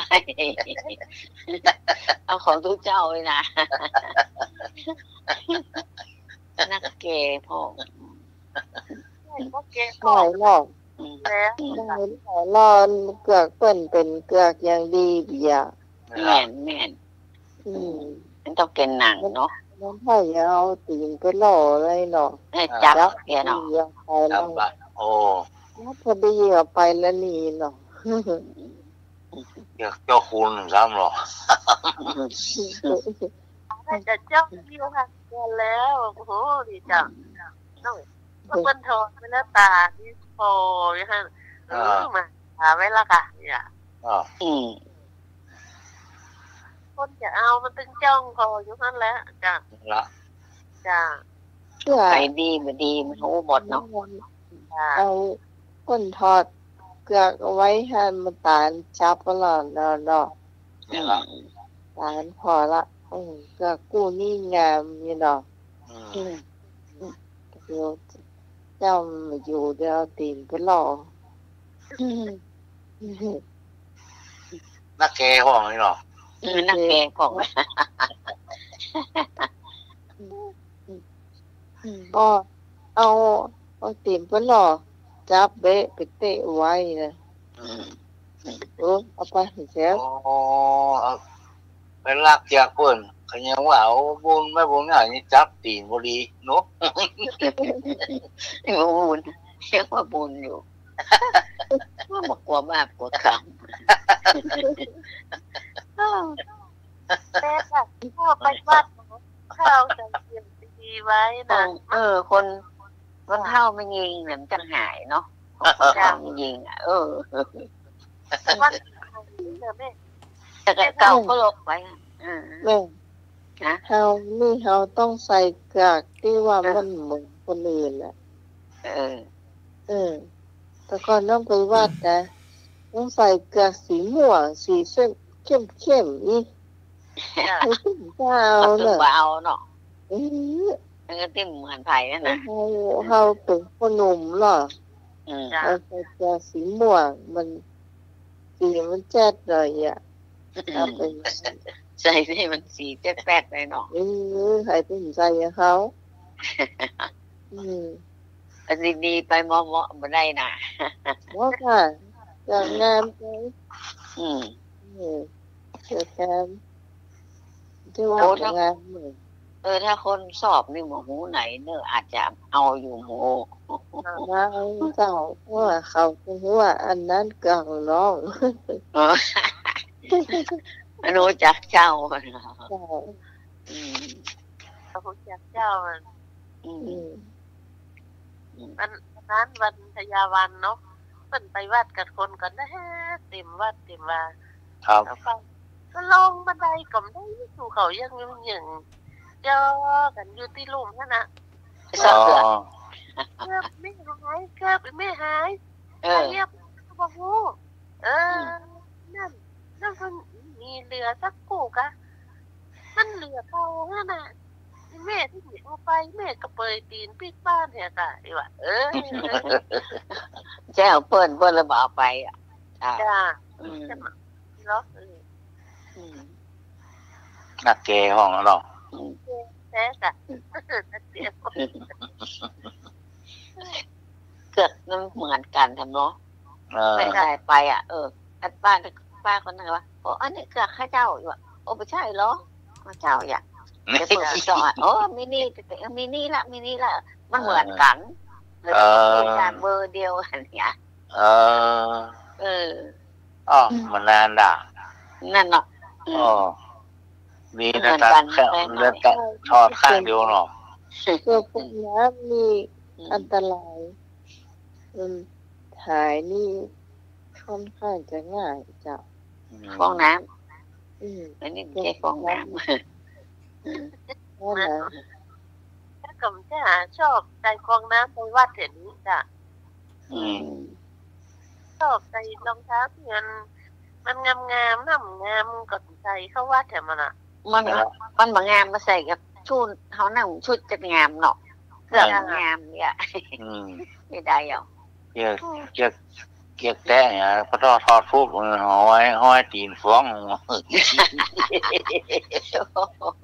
แสดงว่า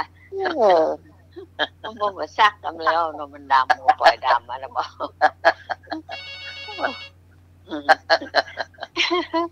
ไข่เนอไอ้เนอกบไอ้พงติดแล้วเนอะน้องไหมแม่นวลนอนมาแล้วอย่างลุงนะค่ะอ่านปั้นรักหน้าจางคนขี้รักนี่หรอใช่อย่างนี้หรอหมายตาไว้หมายจะเอามันสำลักไปก่อน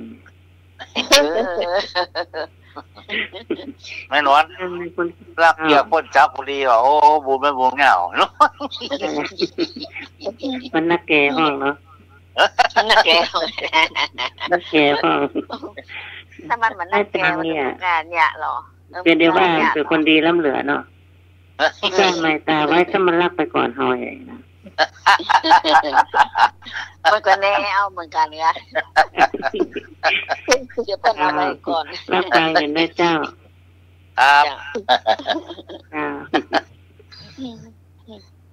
ก็นักเกย์ค่ะ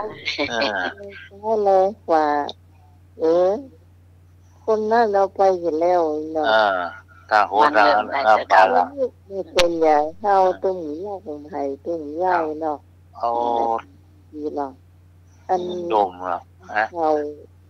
เขานี่ก็ตุ้มเอาเขาจะเขาตุ้มไปวัดมาทอดโร่มาเที่ยวขึ้นบนว่ะ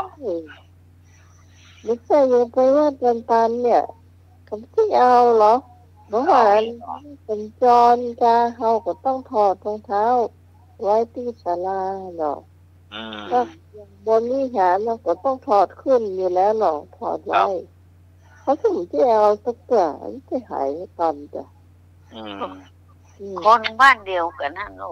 เอาบ้านทำแต่ที่อื่นก็เป็นจรนี่ตื่นสมบูรณ์นั่นแหละโอ้แม่นคนต่างกับคนก็มีเล่นนะเล่นเป็ดแต่ข้าวซุปเนี่ยปวดตักแต่โอ้ถึงมาแล้วครับดูเอาลองอาตีนข้าวซุปก่อนเนาะให้มันจับไปเลยเนาะไม่ย้อมทอดเลยค่ะย้อมทอดละบ้านแป๊บบุญนะเสียโคบตีนมาปิ้งมาเปลี่ยนเพื่อนก่อหรอเดี๋ยวมันกลับกะแต่เขาหัวตีนมันปิ้งไว้ที่เก่าหรอได้นี่มันสวกนี่สวกเดียว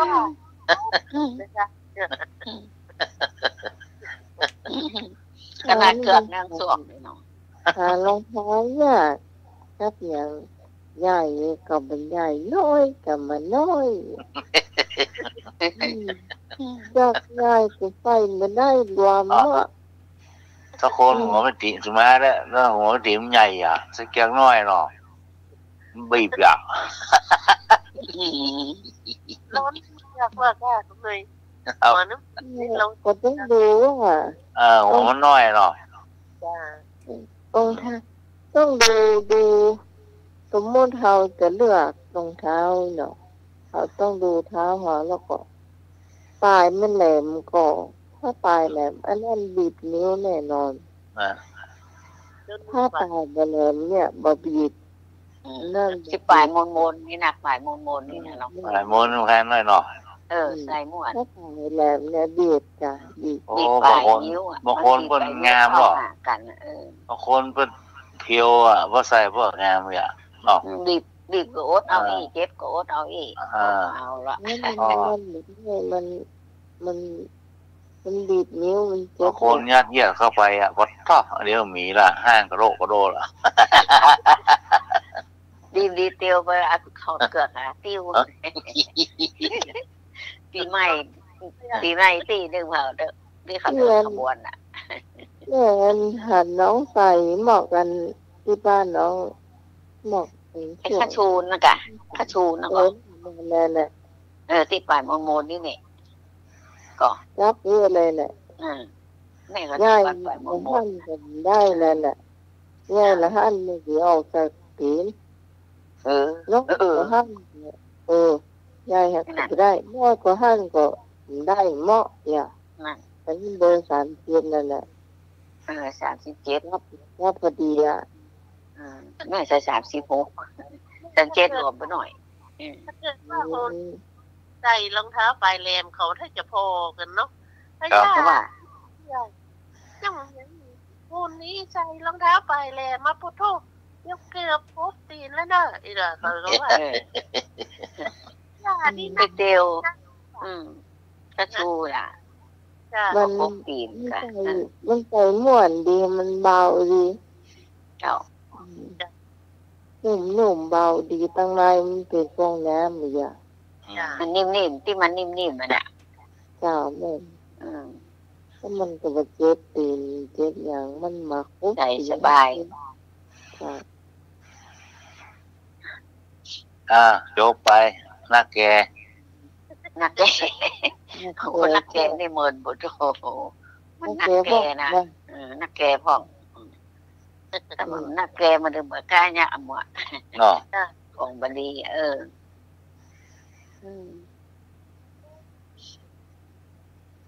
ไปนักแกไปอย่างต่อไปเจี๊ยบอ่ะไม่มีไม่บุญมีก็มีอยู่เรื่องหนึ่งเอาเลยเรื่องเดียวพอละมันมีไหนเดี๋ยวก็เลยสอน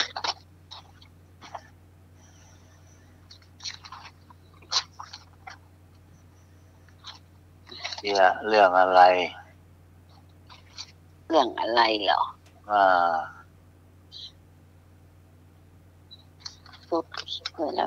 เจ้านี่กับลูกนี่เจ้านี่กับลูกนี่2 คนมันก็2 คนว่ะผมขอยืมเงินสัก50 บาทหรอกมันว่าอีนะครับแล้วคนหนึ่งก็ว่าผมมีอยู่40 บาทนั่นน่ะอีลมว่าอันก็ดีละเดี๋ยวเอามาให้ผม40 บาทนั่นแหละอีลมว่าแล้วคุณก็ติดหนี้ผม10 บาทเนอะอีว่ะว่ะจบคนนู้นยืมไปติดหนี้เนี่ย10 บาทด้วยมันบอกครบหรอบอกครบ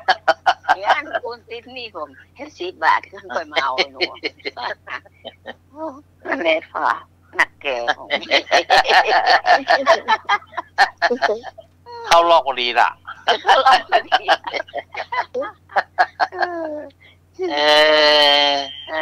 จบละมันมาเข้ารอบกับพอดีล่ะเนาะมันเหมือนน่าจะเข้ารอบกันยังเหมือนนึกถึงเลยอ่ะเข้าพอดีเลยอ่ะจบไปละนักแกของด่าห้องนักแก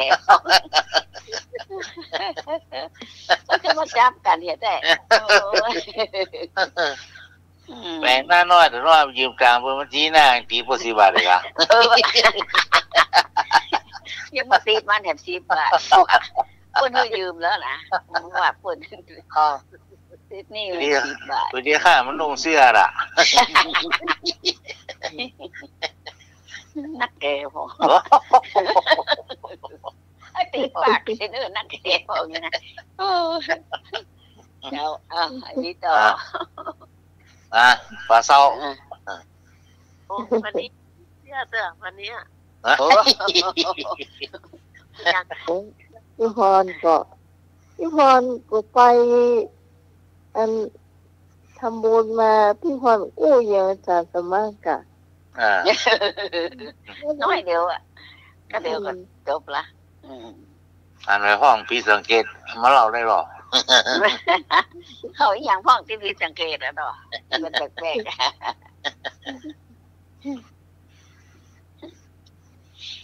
วันนี้ไปเจอคนมากมายที่ว่าจบเนี่ยถ้าจะมาเราขวัญถ้าจะมาเราขวัญถ้าจะมาตอนเมื่อกี้เพื่อฟังอยู่นะฟังได้ค่ะแล้วติดแล้วเนอะ เจ้า ค่ะ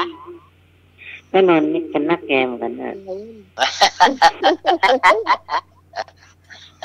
มีเวลาเที่ยวได้นะเขาไม่นอนกับมีน้อยเดียวนะครับ เจ้า ตั้งสั้นๆเนาะได้ คนจีนนี่เวลาเปิ้นอู้แล้วเปิ้นจะจ่าตัวเปิ้นว่าอ้วเนาะอ้ว จ้ะแล้วเปิ้นมีลูกจ้างเอกะแล้วลูกจ้างทำอะไรอย่างบอกให้ถูกใจเปิ้นน่ะอ้วบอกให้ลื้อทำแล้วทำไมลื้อไม่ทำดีๆลื้อทำไมโง่จังเลยอย่างเงี้ยกะแล้วก็ลูกจ้างก็นั่งฟังอ้วสั่งให้ลื้อทำลื้อก็ไม่ทำเนี่ยแล้วก็คนเมืองเนาะลูกจ้างเปิ้นแล้วแกก็บอกว่าก็ลื้อก็ทำแล้วเราไอ้อ้ว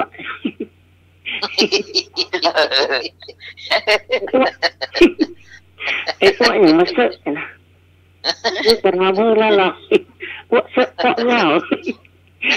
มันได้เท่าไหร่มัน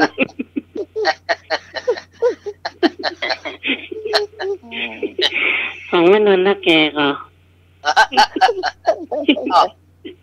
เรียนนักแกนักแกเปล่าเรื่องทำทุกอย่างแล้วหรอไอ้อ้วกไอ้อ้วกเจ้าเดี๋ยวเจ้าสิเจ้า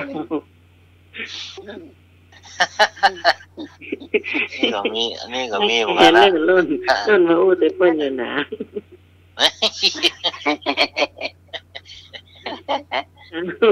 เจ้าลูกจ้างเนี่ยนักแกบ้างละไม่มิ่งอ่ะนี่ค่ะเหมือนลูกนี่นักแกนักแกนี่เลยว่าอะไรเรื่องของไอ้หนุ่ยอ่ะเรื่องอย่างเนี่ยการไม่โอ้ยมันได้ตู้เย็นใหม่เนาะเขาซื้อตู้เย็นใหม่มาขนมแจ่นั่นอย่าซื้อขนมก็ต้มแจ่เนาะน้ำแดงน้ำหวานน้ำเย็นนี่มีหลานมาโอ้ย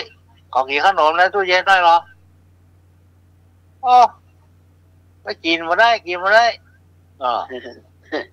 เมื่อกินโอ้ยังกินมาได้ในตู้เย็นขนมอ่ะกินกันหลานบอกว่ายังกินมาได้ผมมากินในตู้เย็นจะสวยมองกินข้างนอกกินในตู้เย็นสวยมากกินข้างนอกนี่ก็ไปอะไรมันก็นักแกพอ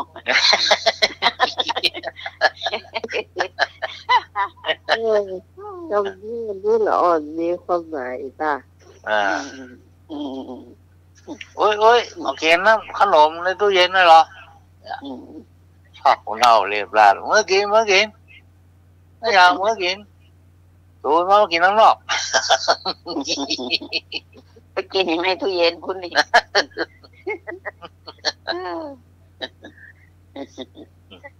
วันนี้นะน้องไหมไปนี่มามีโรงทานเนาะมันอ้อยนี่นะกันน้องไหมอ้อยตัดท่อนเป็นท่อนน้อยๆนะแล้วก็นั่นอะไรอ้อยพยาค่ะอย่าอ้อยควันน้อยนั่นอ้อยเนี่ยกะอ้อยที่เป็นแล้วควายเสียบไม้เหรอเสียบไม้เห็นปะเสียบไม้มุมโนนน่ะมันได้เสียบเพื่อนเอาใส่ถุงแล้วถังน้ำแข็งใส่กองโฟมไปเนาะครับเดี๋ยวแม่น้องเนี่ยอันน่ะกะใส่บาตรอ่ะเนี่ยพอดีไปเนาะเป็นโรงทานพี่กระยิบอันหนึ่งเดี๋ยวไปฝากยายนวลเนาะไอ้ยายนวลอายุ80 ปลายเนาะไปป้าเบิกว่าเนาะเอาไปให้ยื่นให้ยายนวลย้ายน้องเอาอ้อยมาฝากกินได้กินมาได้ฝากกินแล้วเหรอว่ากินมาได้เนาะเดี๋ยวพี่ไปปูนแถมกรรมไปขอขนมเส้นมาให้จะเอาผมเอาได้อ้อยแล้วนะปิ๊กมายายกินอ้อยได้ก่อมาได้ เชี่ยงไปแล้วเรียบร้อยอีว่ะเท่านี้นักนึกว่าเขี้ยวได้นักแกมองไงล่ะนักแกหรอคนเอาเหงือกออกอะเบิ่มเขี้ยวมีเหงือกเพื่อแข็งแล้วเนาะเขี้ยวก็จะดีเลยเนาะน้อยไปละยังไปละเหรออีว่ะที่เรายายกินได้จ้าโอ้ยแม่น้องเนี่ยปอกเปลือกว่าเฮาก็กกเป็นสักข้อมือเนี่ยเป็นแว่นนะคะแจ้งของน้ำแข็งเอาไว้ใส่ไปทุงเนี่ยแล้วใส่บาตรได้อย่างน้อยมันถึงบูดหรอกเจ้าไม่ได้ก็ได้ทุกเจ้าเนาะถ้ายังเป็นขนมเนี่ยมันก็เขาต้องใส่ไม่ได้ก็ใส่มันก็อาจจะเสียได้แต่ว่าโอ้ยไม่ได้ยามันกินไม่ได้เนาะ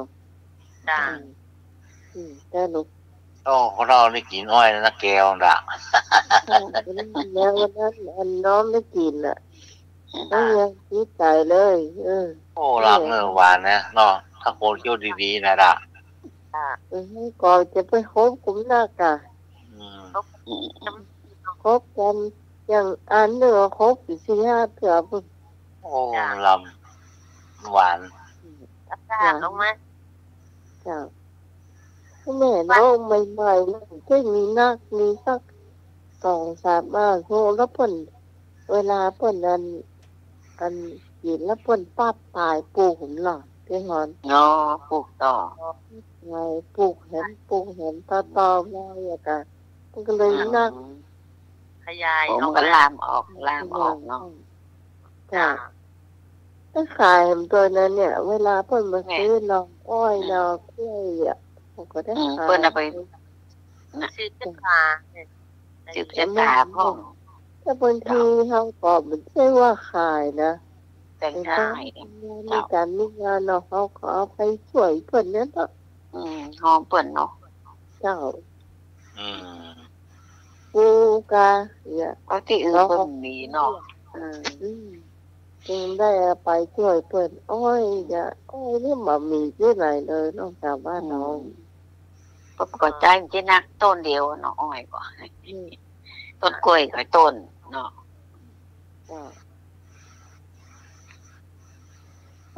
หมูแผนกแต่งมากครูนี่หนักนะเก้าเอากำลังเก็บอะไรพวกมากใส่ถุงหนึ่งเอาแค่ควักเราก็ให้ควักผู้จัดการก็ลิ้นเดี๋ยวเขาขึ้นราคาแล้วเนอะเป็น15 บาทแต่ก่อน10 บาทเดี๋ยวขึ้น10เป็น15 บาทมากจ้ะใครให้เห็นไผไข่หันควักมากของออยแต่งนะลองพิมพ์ไปว่าหมวกถวายพระอีนะโอ้บุญถันไม่หรอกหันละแล้วไปก็ที่ไปเรียนน่ะสักหน่อยจังการน่ะนี่ปากรอบอันนี้ก็รอบก็พวกมากที่มอนว่าหยังเป็นไหนอันนี้ปากนั่นน่ะมีปากตัวเองที่เป็นมันเป็นอย่างกระทงนี่พี่ฮอนจ้ะมันเป็นไม่ใช่เหมือนคนอื่นแปลงจ้ะมันเป็นสี่เหลี่ยมคนอื่นแปลงมันจะที่การหลวงอะไรป้าทำยังน่ะอ้อยนี่คืออย่างนี่เหมือนไผ่เนาะมันเหมือนถ้าขายแกนี่ขายบ่มมดนะคนอื่นตึ้งได้ขายเลยถ้าไปจามรีนนี่ถ้าเห็นสัก100 ตายเพราะข้อแต่งแต่ว่ามาละแต่ว่านี่เป็นตรงในมันก่อนเนาะที่น้อยสถาปาร์ตี้ไปตานพระป่าด้วยกันนะคะไปช่วยกับหลานเพิ่นนี่ยังสีน้ำลงเทพมาผมไม่ช่วยนะ มันได้หลายไปได้หลายได้คือที่เลขมือมันหลายทำได้นะมันกินน้ำย่างกันไหมไอ้กินน้ำแบบย่างจ้ะโอ้จ้างสมัยตะวันก็ยังจ้างเลยอ่อนวันนี้จ้างหมดช่วยแม่มันสมัยเนาะมีความนั่นน่ะดีจ้ะแล้วเขาจ้างแล้วเขาตึงได้หมดอ่ะนี่นะเขาจ้างจ้ะจ้างหมดอ่ะตอนกระจายจ้างเลยนักแกกระโจกไปละเนาะออกมากระโจกไปละอย่างต่อนี่อย่างอันหนังอ้อมีก่อนเหลือ10 นาทีอันหนังอ้อบอก10 นาทีถึงก็เลยถึงถึงฮะอย่างอ้อมีข้อหนึ่งครับมะนมไปทำกับข้าวเมื่อยามเท่าว่าเป็นเพื่อนหนุนเพื่อนนอนกับหน่อไม้หน่อไม้แม่อันเนาะอันนะคะหน่อไม้กับไม้ไผ่ฝากอ่ะให้แกนอนฝากเอาไปเป่งเตียงเป่งตังเนาะไปนอนเมื่อคืนโอเคถูกต้องภาษาเป็นฝากแต่ม่วนอันนอนม่วนแล้วเนาะเย็นนะหน้าฮ้อนอ่ะเย็นฝากตะกอนนี่มีกะฝากเปิ้นกะลาเปิ้นเอาแปลงสั่งนอนนี่เนาะครับนี่ล่ะเงินฝากเคยอยู่มั้ยล่ะผมอ่ะจ้ะย่ำเองได้เดี๋ยวขอบเก็บเดี๋ยวได้ก็ชอบได้ต้องก่อยเตียวครับ7-8 เดือนบ่ทักกี่หมดเต็มหลังสุระไหนผู้ตะวันไหนรับล่างว่ารับละคนบ่คนเตื้อปัญหาเลยอย่างอ้อมีก่ออย่างอ้อมีก่อทำไมมีก่อถามกันแล้วเหรออย่างอ้อตกน้ำอะไรตกไฟหรือไม่เงาอ่ะเอาเงาไม่เลิกมาเลยแต่ครับขอถามอะไรสักว่านะครับอย่างอ้อมันน้อยมีหางมันใหญ่บ่มีหางอีหัวกบ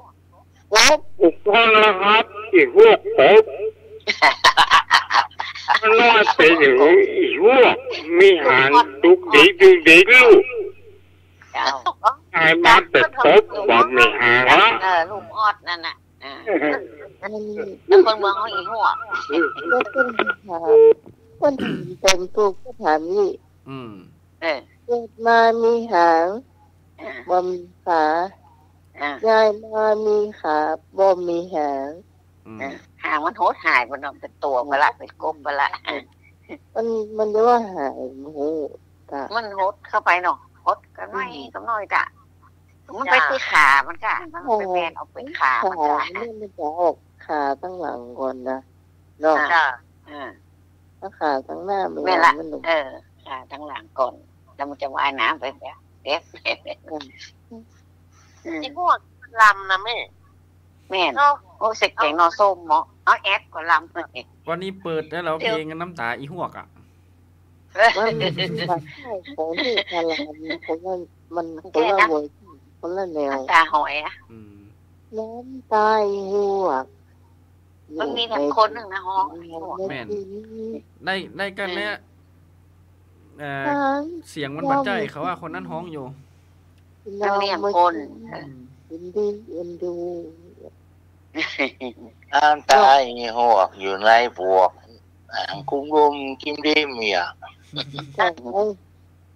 นท้องประกวดเธอว่าก็จะห้องเพลงน้ำตาหัวอยู่ในบวกต้องใส่เขาว่าปีบท้องมาดังแป๊บขี้โซด แป้งขี้โซดออกมาเ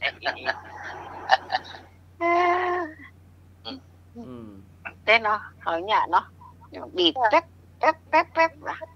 จะออกมาแล้วไหลเอาไหมเป็นเส้นเนี่ยเนาะจะเพิ่นไทยนี่นะเพิ่นใช้เขาเรียบร้อยเนี่ยแม่นเพิ่นขี้ออกหมดเรียบร้อยแล้วกันเพิ่นนะคะขาดไปขีดแป้งเนี่ยแป้งกะทุกจะเป็น60ปุ่นกะ50ปุ่นได้ที่บ้านห้องเขาเพาะขายแม่ก็กินละบาทละเขาว่ากันนะกิโลเท่าไหร่อ๋อขีดละ30 บาทนี่ขีดละ30 บาทนะโลก็300ต้องแป้งเนี่ยจ้ะแพงกะ30 บาทยังถูกกะจ้ะถูกจ้ะได้ก็บ้านน้ำได้เนี่ย50ปุ่นแน่จ้ะโล500เลยกะกิโล500ก่อนโอ้แปลงได้แปลงว่าแล้วขีดเกิมเจ๊นักนะน้อยเดียวแอบได้ห่อหนึ่งได้อยู่กำเครื่องเจ๊นักน้ำตาหวกอยู่บนจ้างกิโลเนาะตูนก็เป็นกิโลไปเดียวอ่ะตูนนะนึกว่าขาดถึงมาถามมันมัดอะไรมันจ้างพอก่อนที่ว่าโอเควันนี้เราจะร้องเพลงเราก็คงจะต้องลาก่อนเนาะสำหรับนี้วันนี้จะร้องเพลงนะวันนี้จะร้องเพลงเราจะยึดเวลาไว้ต่ออีกก่อนแต่ว่าคืนมีคนประท้วงมาว่าจะเล่นได้ร้องเพลงต้องใหม่ละเราฟังเขาสักครั้งสิล่ะก็ต้องใหม่ละก็เลยเราวันนี้ขอบคุณอาจารย์พระครูสมุยสวัสดิ์วริกิจโจภาษาอาจารย์เลยเนาะมีเสียงเพลงเป็นผู้ฟังได้ฟังตัวสำหรับพระเจ้าพิสมัยสุริโยดรจังหวัดนันทานบนหมู่เจ้าของแม่รีจังหวัดเชียงใหม่เจ้าขอบคุณอาจารย์ตะวันเนาะวันนี้นะต้องครับอาจารย์ตะวันครับขอบคุณครับเจ้าฟังเพลงเลยพวกใครฟังเพลงนุ่นร้องเพลงเสียงหมดนะพวกว่าเสียงไอ้นุ่ยนะม่วนเพื่อนลุงนุ่ยเป็นเอ็กโครอฟังไอ้นุ่ยขึ้นก่อนรอฟังอาจารย์ต้องเปิดถ้าอาจารย์บอกเปิดเดียววันจะขึ้นเธอนั่นได้การเดี๋ยวบอกอาจารย์เถอะอาจารย์เป็นธุระหน่อยเนาะรอฟังก่อนจะลาขอคำสัญญาเพิ่นจะเปิดก่อนเพิ่นจะเปิดเพลงอยู่เสียงหมดนะเสียงนุยนะล่ะนั่งแกพ่อง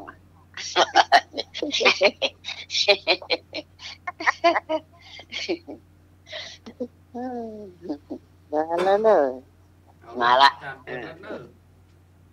เจ้าฟัง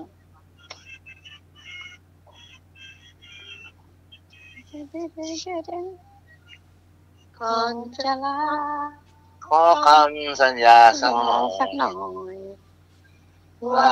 จะคอยและเวลาพบกันช่วงรักในตาแสนสั้นอยู่ใกล้กันนับวันให้เดียว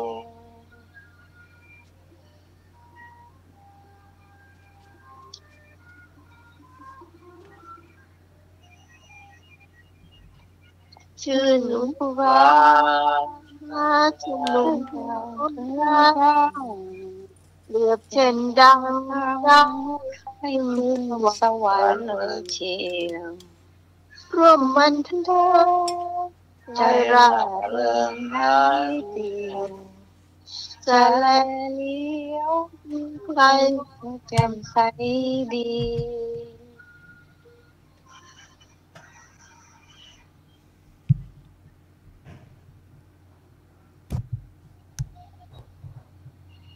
ได้เวลา นาฬิกากำหนดจำใจงดเสียงเพลงเสียทีหมดเวลาทำงานของพี่ให้โชคดีแล้วมีโอกาสพบกันชื่นชอบรายการนี้ติดตามเสาร์อาทิตย์หน้า3 ทุ่มถึงเที่ยงคืนโดยทีมงานธรรมะคลายเครียดนะเจ้าสำหรับวันนี้ขอบคุณคุณผู้ฟังทุกเสียงทุกสายที่ช่วยกันจัดรายการธรรมะคลายเครียดนะเจ้าแล้วก็ขอคุณผู้ฟังโชคดีรับฝันดีเหมือนกับทุกคนสวัสดีเจ้าไปเวลาเข็มนาฬิกากำหนดจำใจงดเสียงเพลงบรรเลงเสียทีหมดเวลาจำลงลาน้องพี่